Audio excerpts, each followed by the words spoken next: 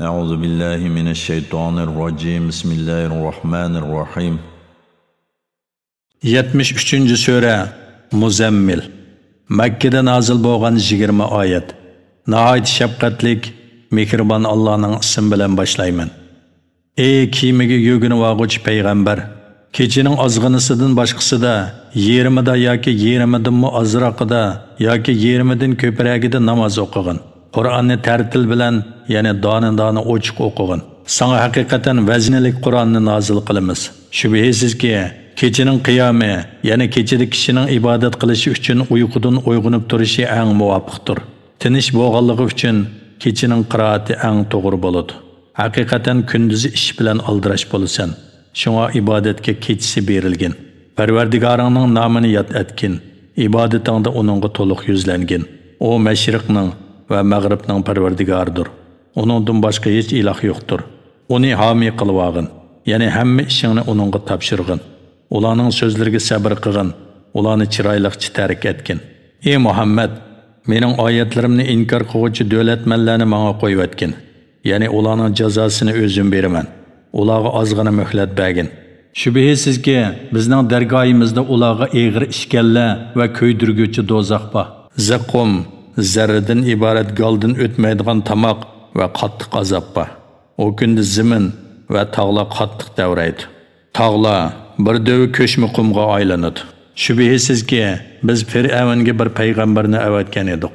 Sizlarga amalinglarga guvohlik berguvchi bir payg'ambarni avatdik. Fir'avn payg'ambarga, ya'ni Musa alayhissalomga osiylik qildi.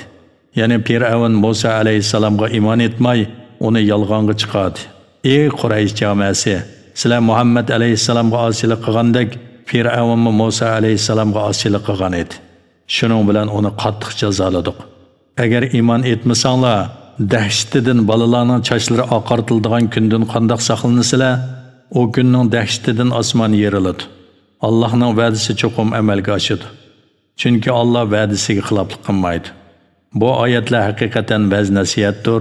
Bu vaz-nasihatdan foydalanishni xohlagan odam Parvardigoriga yetkazadigan yo'lni tutsin. Ey Muhammad, shubhisizki, Parvardigoring sening va sen bilan bo'lganlarning, ya'ni sahobalardan bir to'p odamning tahajjud namozi uchun kechining 3dan 2 hissasida, yerimida va 3dan 1 hissasida turdiganliginglarni biladi. Kechi bilan kunduzning uzunligini Alloh oldin ola belgilaydi. Sizlarning uni hisoblab bo'lmaydiganliginglarni Alloh biladi. Alloh sizlarga rahim qildi. Qur'ondan sizlarga qulay bo'lganini o'qinglar. Alloh biladiki, ba'zanlar kasal bo'lib qolsizlar. Ba'zanlar Allohning fazilini tilab, ya'ni tijorat qilib, yer yuzida safar qiladi. Ya'ni ba'zilar Allohning yo'lida jihad qiladi. Shuning uchun uningdan, ya'ni tahajjud namozidan qulay bo'lganini o'qinglar. Farz namozni ado qilinglar, zakotni beringlar, Allohga qarz hasana beringlar.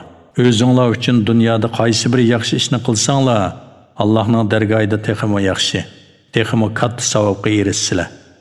Dunyo bo'lsa fanidir, oxirat bo'lsa boqiydir. Yaxshi bandalar uchun Allohning dargohidagi savob hammadan ortiqdir. Allohdan mag'firat tilanglar. Alloh haqiqatan nihoyat mag'firat qiluvchidir, nihoyat mehribondir.